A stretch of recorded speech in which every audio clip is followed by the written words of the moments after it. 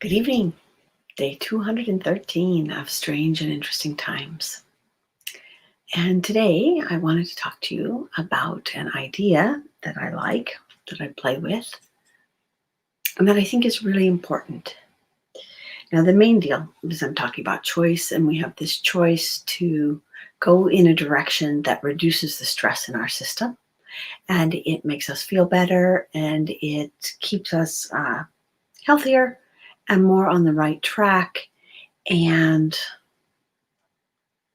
we're able to move quickly in any direction that we need to move. So whether it's just, just to get out of the way of, some kid in your neighborhood who's threw a basketball in your yard, that's no big deal. But if it hits you in the head, or if it hits you in your grocery basket while you have eggs in your grocery basket, that's kind of a drag. So being at ease so that we can move quickly, so that we can be flexible, so that we can change direction when we need to, those are all good things. And this is kind of a moment by moment decision because things are always changing. My computer can be working and I can go to open a new tab and everything can freeze. I can get mad. I could want to throw my computer, which will make me even madder when I break it and then I'm upset.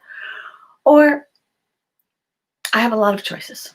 But if I take care of myself, if I choose to take care of myself and see how frustrated I get when I have a plan and an idea and I'm working, I'm doing this on my computer, I'm going to get this done, and something interferes with that. And then how I act, how I respond, how frustrated I get, what needs to happen next.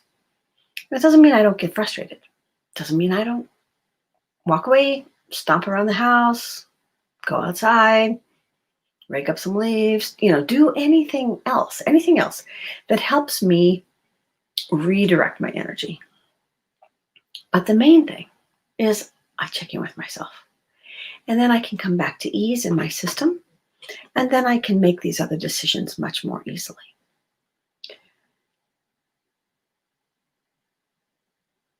And I can choose to get mad. Then I choose to get mad or upset. And then I can choose to get mad at myself for getting upset. So what I said to a friend of mine the other day is that we all fall off the ease wagon. It just happens all the time. And we can easily step out of our zone where we are able to function really well. And the key is what we do when we find that we have stepped out of that zone. We have a big choice. Do we get mad at ourselves? Do we beat ourselves up? Do we and do we spend a lot of time saying, how could I have done that? Why, I know better than that. That's so stupid. I shouldn't, blah, blah, blah. That's every one of those choices to speak to ourselves like that is taking ourselves in a step down the path away from balance and ease and, what do I want to say? Well, grace and flow. Takes us away from that. So, how do we deal with that? I was talking to a friend today, and she sometimes has fear and frustration around what's going on in the country right now. Join the crowd, right? I think I could say probably everybody is in that boat. But she says, if I have faith, I'm not supposed to have fear. That's an easy assumption to make. But I think we are human. I think we are supposed to have all of these emotions, feelings, happenings. And we've talked about this before here in this series. It's not the emotion that's bad. It's what we do with the emotion. Do we dive into it? Do we bathe in it? Do we throw it all over ourselves? Especially if it's an unpleasant emotion, sadness, anger, fear, frustration. Do I make mud and stick it all over myself so that it's stuck to me and I become encased in my emotion? Choice. I can do it if I want to. I really can do it. And everybody has that choice, and everybody can make that choice. For myself, I don't really like how it feels. In the first moment, I might be like, well, this happened to me in January. Interesting. I had been trying to call my friend who lived in another state. And we had been talking about every 3 or 4 weeks. And for a year and a half, she had been dealing with some cancer, and she had been dealing with it well. And her mental state was really good. And she had taken a trip in November to see friends. And we had done some text messaging, and we were going to talk, and we missed. And then in January, I just like, I'm calling her. And I called. And somebody else answered her phone. And in your body instantly, it's just like kind of like a cave in. Because she was a single person, she lived by herself, nobody else ever answered her phone.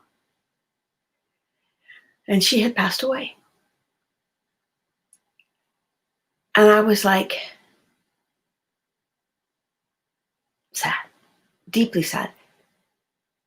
And the friend that I reached who had her phone, we had a conversation. And the conversation involved also how my friend had been the last few weeks of her life. And her choices. I had texted her a couple times to see if she had a good time to talk, which is the new way of doing things, right? You don't just call somebody on the phone to chat with them. You text and say, is this a good time to talk? And then if it is, they call you back. If it's not a good time, they text you back and say, how about another day or something? It's a little bit strange, but it's how it is. So I had reached out to her a couple times, and she'd said she was busy, this, that, let's talk another time. And her friend told me that she told no one she was sick. She told no one that she was going into hospice care. She told, I knew she had been working with this. So in the end, she had her friends and family by her, and she had what most people consider a good death. And the cancer had probably migrated into her brain some. And so she died before COVID, which many, many times since the shutdowns and everything, I have been grateful that she was not isolated and separated from people who cared for her and about her, and that she was able to complete a number of things. And I also got to respect the fact that she had a choice about how she wanted to end her life. And she didn't want to talk to a lot of people from far away. Most everybody she knew people all over the world.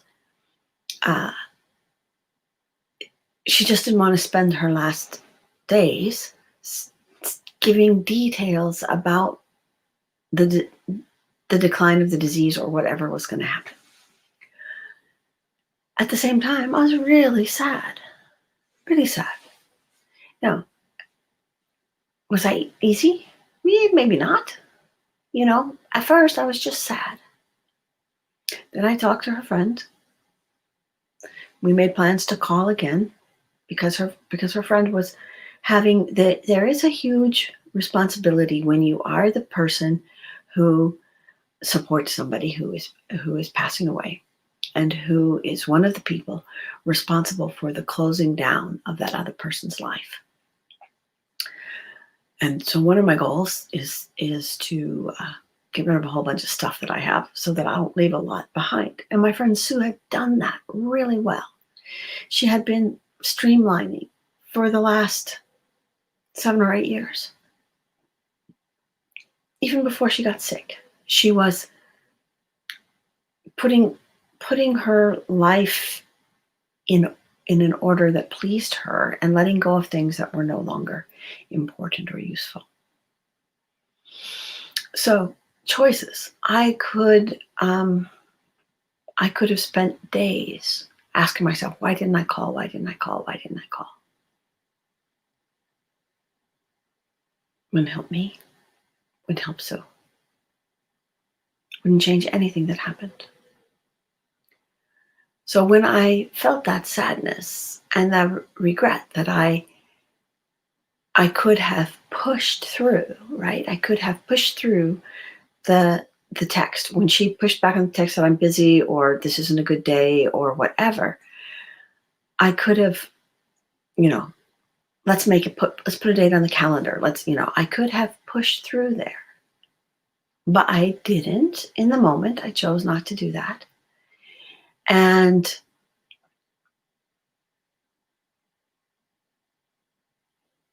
when we go down that path of if I had only, or I could have, or I should have, all of those things take us out of the present moment.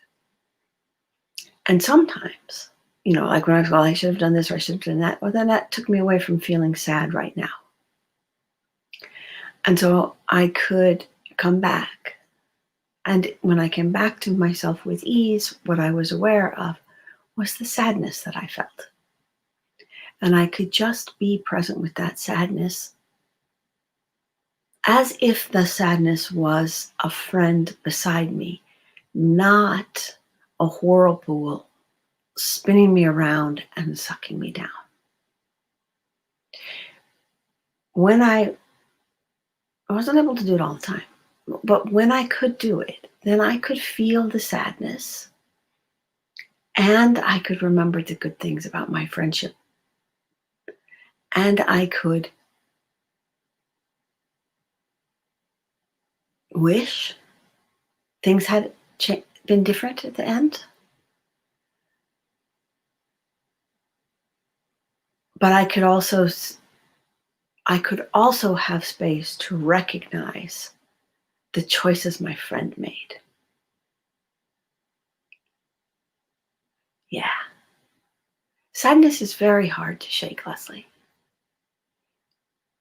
And a lot of times we bounce away from sadness, and it's easier to be mean to ourselves. Sometimes that's easier to do and accept than to just be sad. And so we don't ever know what's going to happen. So when we just settle and leave a space inside for whatever the feelings are, even if the feelings are fear and anxiety, the same thing. If I feel, well, you would laugh, right? Like when people used to get upset, they would clean. Well, so then I would say to myself, well, that is running away from the upsetness. Yeah, maybe it's a productive use of the upsetness energy, but I have broken that habit. So when I am upset, I do not clean. That's a shame. But when I clean because I intend to clean. I don't clean to avoid something else. I'm not saying anybody else who does clean to avoid something, that's not a bad thing, okay? I'm just saying I quit doing that so that when I'm upset, I pay attention to the upset. I go to ease and I come the upset and the ease and the upset and the ease and the upset. And I get clear that the upset is not me. I am me and the upset is a feeling. And the feelings come up and they emerge and they often come up like a flash flood. And I live somewhere where we have flash floods. These are impressive things. A little thing that is 2 feet wide most of the time and a foot deep in a sudden storm could suddenly be 6 or 8 or 10 feet wide, and it can be 15 feet deep. And here we don't have that big a deep creek beds. And so the dadgum things come out of the creek and they flow everywhere. And they just spread out all over the ground, and it's a bad flood. And emotions are like that. So a lot of times we want to pack them down, keep them hidden, keep them under control, because they feel like if we let them loose, they will grab hold of us and spin us around like we were inside of a tornado, or like I said before, inside of a whirlpool.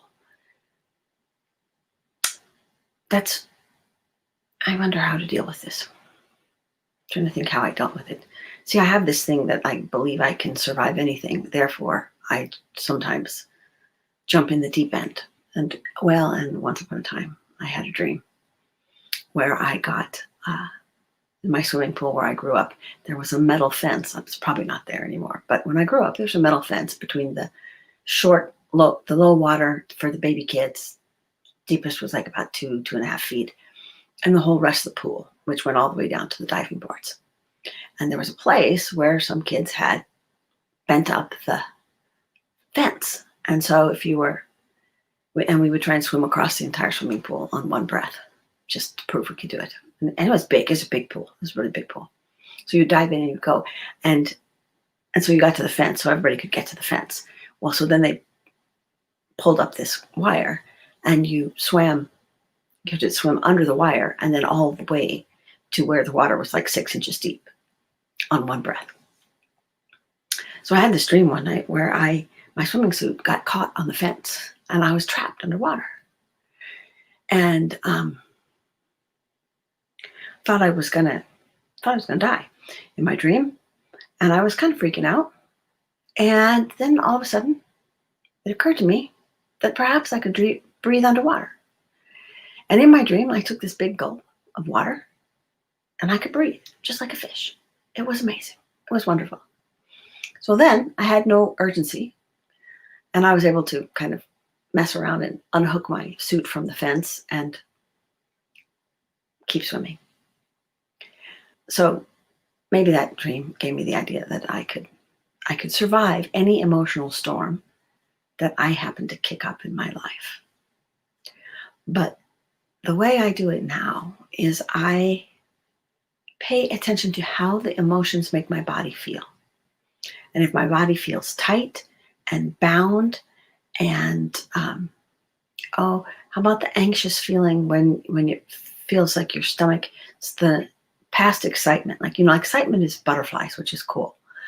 But real churning anxiety, right? Then your stomach doesn't work right and you eat food and it doesn't feel good in there. That dream was pretty fear-inducing, yes.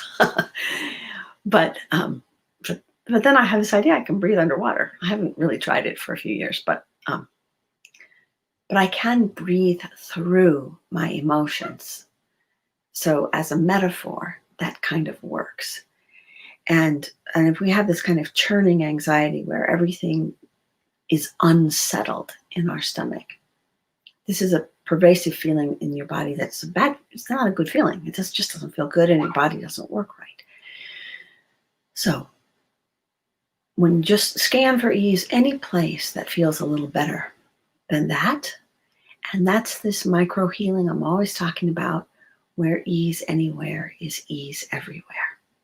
So even in the throes of sadness or upsetness, if you can have that little spark in your mind that says, where is anywhere that doesn't feel this bad? Might be your eyebrows. Might be your hair. Hair doesn't feel this bad. And in that moment, you have paused the energy and for me, physical pain is like a throb, and emotional pain is like a throb. And when something is really bad, it throbs really, really fast for me. And so in the throbbing, there's just a tiny thread of space where you can say, it's like ding, ding, ding, where's some ease? Ding, ding, ding, ding, ding, where's a little ease in my shoulders? Ding, ding, ding, ding, where's a little ease in my elbows? Ding, ding, ding, ding, where's a little ease in my knees? And it interrupts the pattern. And when you interrupt that pattern, that energetic pattern of the repetition of either stress, anxiety, sadness, fear, when you interrupt that, you just give yourself a little tiny break. And that little tiny break sets you up for another break, a little pause, and another pause, and another pause, until you can have your feeling over here on the side. And it can be big. It can be like the Tasmanian devil spinning over there on the side. And that's cool, because how you feel is how you feel. But you can be over here seeing it. Maybe your hair is blowing in the wind a little bit. Maybe the feelings are getting on your nerves some, but it isn't sucking you in. And even if it sucks you in, it's okay.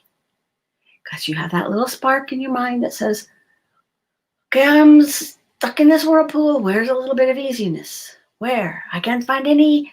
Let me think, where's a little easier? Maybe my right thumbnail is easier. On me, my right thumbnail is almost never easy. My left thumbnail is easy. It sounds silly, but again, it breaks the energy up, and you have a moment of relief, and pretty soon you can add those moments together, and you get into a space so that you can be beside your emotion instead of in your emotion. This has helped me off and on with all kinds of things. And loss. Every once in a while, I have sections and chunks of time in my life that are heavy with loss. 2, 3, 4 big things at one time.